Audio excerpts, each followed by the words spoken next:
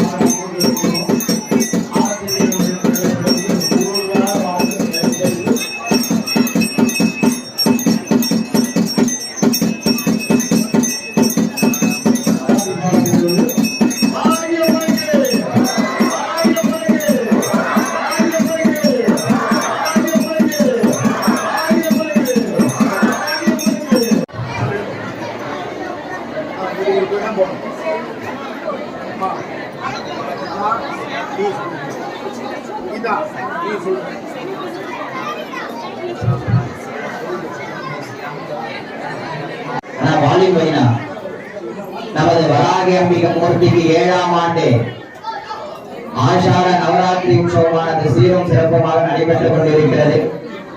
அதன் தொடர்ச்சியாக இன்றைய தினமானது வராகி அம்பிகைக்கு மட்டுமே பண்ணக்கூடிய ஒரு அலங்காரம்.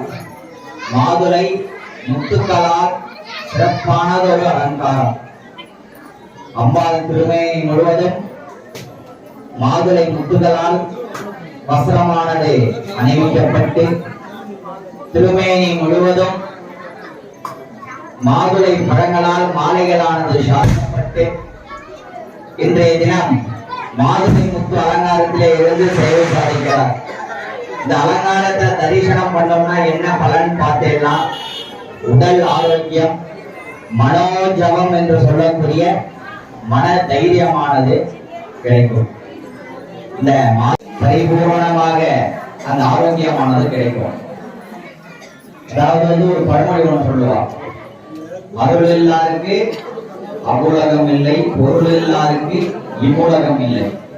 அதற்கு என்ன பொருள் பார்த்தீங்கன்னா, பொருள் வேணும்னா சுவாமியினுடைய அருள் வேணும். பொருள் வந்தோடனே நம்ம என்ன பண்றோம், சுவாமியை மறந்துடுறோம். அந்த பொருள் வந்த உடனே என்ன பண்ணணும்னா தான தர்மங்கள் புண்ணியம் சேர்த்துக்கணும். அந்த புண்ணியம் சேர்த்தவுடனே தான் இந்த உலகத்திற்கும் சரி அடுத்த உலகத்திற்கும் சரி சுவாமியினுடைய அருளானது கிடைக்கும். அடுத்த உலகம்னா எல்லாருக்கும் தெரிஞ்சது, இறந்த பிறகு நம்ம என்ன உலகம் போறோம் யாருக்கும் தெரியாது. அதுதான் அடுத்த உலகம் சொல்லுவான். இந்த உலகத்திற்கும் அடுத்த உலகத்திற்கும் போவதற்கு என்ன வேணும், அருள் வேணும். அந்த அருளானது சுவாமி கேட்டுருக்கீங்க, சுவாமி பச்சை பயிறு ஊற வச்சிட்டீங்களா? இந்த ஆலயத்தின் என்ன தனிப்பெரும் விசேஷனா மின்கூட்டி அந்த பயிரை ஊற வச்சு முளை கட்டி கொடுக்கக்கூடிய வழக்கம் நம்மளுடைய ஆலயத்தில் கிடையாதுங்க. இன்னைக்கே எல்லாரும் நிறைய பேர் என்கிட்ட கேட்டாங்க, என்ன சுவாமி இன்னைக்கே நவதானியம் வாங்கிட்டு வர சொல்லிட்டீங்க, இன்னைக்கே நீங்க அந்த பச்சை பயிர் ஊற வச்சுருவீங்களா? நம்மளுடைய ஆலயத்தில் என்ன தனிப்பெரும் விசேஷம் பார்த்தேன்னா, நாளைய தினம் சுவாமிக்கு அபிஷேகம் பண்ணும் பொழுதுதான் அந்த பச்சை பயிரானது ஒரு துணியில காட்டன் துணியில கட்டி கீழே வச்சிருவோம். எல்லாரும் நாளைக்கு நீங்க பார்க்கலாம், கண் கூடாவே பார்க்கலாம். அந்த அபிஷேகம் பண்ணக்கூடிய தண்ணியும் பால் தயிர் சந்தனம் திரவியங்கள் எல்லாம் அந்த பச்சை பயிரில பட்டு அதுல ஊறக்கூடிய தண்ணி தான் முளை கட்டி வைருங்க. ஒரு நாள்ல பயிர் முளை கட்டுதுன்னா பெரிய விசேஷம், நீங்க கண் கூட பார்க்கலாம். நாளைக்கு அந்த அபிஷேகம் முடிஞ்சு அந்த பச்சை பயிரானது அம்பாள் மடியில கட்டிடுவோம். உங்களுக்கு எல்லாம் அது தெரியாது, மேல பல வகை தானியங்களை கொண்டு மூடப்பட்டிருக்கோம். நாளைய தினம் அந்த அபிஷேகம் முடிஞ்சு அந்த பச்சை பயிர் மடியில கட்டிட்டோம்னா மறுநாள் காலையில அதை பிரிக்கிறச்ச பார்த்தீங்கன்னா முளைக்கிட்டு இருக்கும். ஆனா நம்ம ஒரு வீட்டுல ஒரு முளை கட்டினா என்ன ஆகும், குறைஞ்சபட்சம் 3 நாளாவது ஆகும். அதிகபட்சம் எவ்வளவு நாள் இருக்கலாம், குறைந்தபட்சம் 3 நாள் இருந்தால் மட்டுமே தான் அந்த முளையானது வெளிவரும். நம்மளுடைய ஆலயத்தின் தனிப்பெரும் சிறப்பு அதுதான். மீன்குட்டி யாரும் நாங்க மீன்குட்டி அதை பச்சை பயிர் முளை கட்டி வைக்கக்கூடிய வழக்கம் இல்லை. நாளைய தினம் நீங்களே கண்கூடா பார்க்கலாம். எவ்வளவு பயிர் இருந்தாலும் நீங்க கொடுத்த அந்த நவதானியங்களில் பச்சை பயிர் மட்டும் ஒரு காட்டன் துணியில கட்டி கீழே வச்சு அபிஷேகம் பண்ணி அந்த பயிர் சுவாமியின் மடியில சாத்தப்பட்டு மறுநாள் இதே சாயரட்ச வேலையில தான் அந்த பயிரானது விநியோகம் ஆனது நடைபெறும். ஆகையால நாளைய தினம் உங்களுக்கு தெரிஞ்சவா யாராச்சும் அந்த புத்திரா வாக்கியம் இல்லாம இருக்கிறவா தெரிஞ்சாங்கன்னா அவகிட்ட சொல்லி நீங்க அழைச்சிட்டு வந்தீங்கன்னா அதனுடைய பலாபலன்ல ஒரு 10% நமக்கு உண்டு. ஆகையால யார் யாரெல்லாம் நம்ம ஆத்து பக்கத்துல இருக்கிறவா இல்ல தெரிஞ்சவா கிட்ட எல்லாம் சொல்லி நாளை மறுநாள் அவரை அழைச்சிட்டு வந்து ஆலய அர்ச்சகர் மூலியமாகவும் ஆலய ஸ்தாபகர் மூலியமாகவும் விநியோகமானது செய்யப்பட இருக்கிறது. பக்தர்கள் அதில் கலந்து கொண்டு எல்லாம் வல்ல வராகியம்மனின் பரிபூர்ண அருள் பெறுமாறு பிரார்த்தனை பண்ணிக்கிறோம். அதனை தொடர்ந்து 11வது நாள் 7-9 யாகசாலை நிறைவு பூஜைகளானது நடைபெறும். அதனை தொடர்ந்து 9 மணி முதல் 12 மணி வரையிலாக 108 திரவியங்களானது செய்யாறில் இதுவரையில் எந்த ஆலயத்திலேயும் பண்ணாத ஒரு அதிவிசேஷ அபிஷேகம். சென்ற ஆண்டு நம்மளுடைய ஆலயத்தில் 61 வகை திரவியங்களை கொண்டு அபிஷேகமானது செய்தோம். இந்த வருஷம் அதையும் தாண்டி 108 திரவியங்கள். இந்த திரவியங்கள்லாம் நம்ம பார்த்திருப்போமானே தெரியாது. நமது சுவாமியின் அருளாலும் பல ஊர்களிலிருந்து அதி விசேஷ திரவியங்களானது வரவைக்கப்பட்டு அந்த திரவியங்களெல்லாம் நீங்க கண்கூட பார்க்கலாம். 108 தட்டி கட்ட லைனா அடிக்கிடுவோம். என்னென்ன பேருன்னு சொல்லுவாங்க, மைக்ல அனௌன்ஸ்மெண்ட் பண்ணுவோம். क्रीडन्दं गणनायकं लम्बोदरं श्यामलिवं गणेशं कुटारमप्यप्रजमूर्तमराद्या षट्पदं दण्डवराद्या वामेदग्राद्यं जगदामलीरे अस्य देवभक्तवां सार्वभौमस्य श्रीमैलाण्डगौरी ब्रह्माण्ड नायकस्य श्रीवराय देव्यम्बिकाय अष्टोत्तर देवताभ्यो नमः।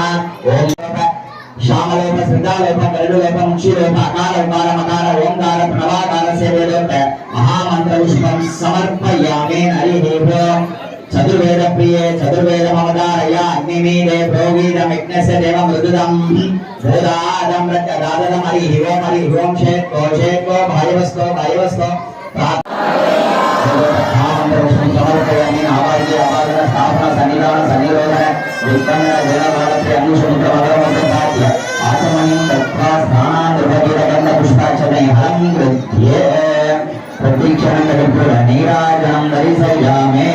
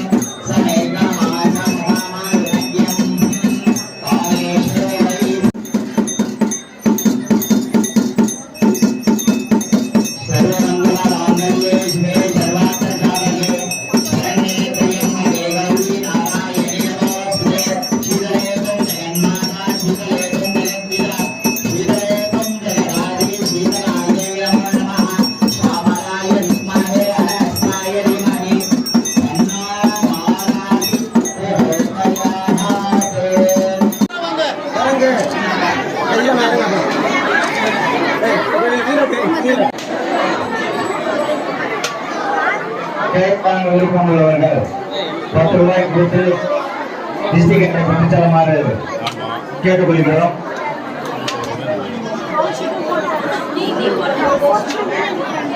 செய்து கொள்ளுமாறு கேட்டுக்கொள்கிறோம். நல்லாச்சுமா, இது வாங்கிடணும் வாங்கிடணும். அப்படியே வந்து வந்து வீடியோ எடுத்தாலும் வீடியோ எடுத்தாலும்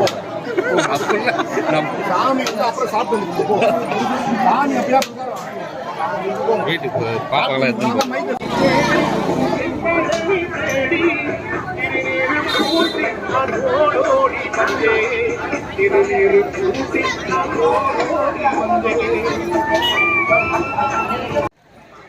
ஒரு ஹாய்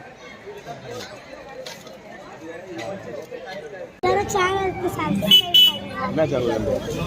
செய்யா சிவா சேனல். எல்லாம் பார்ப்பீங்களா என்னோட சேனல்? நீங்களா வந்தீங்களாடா?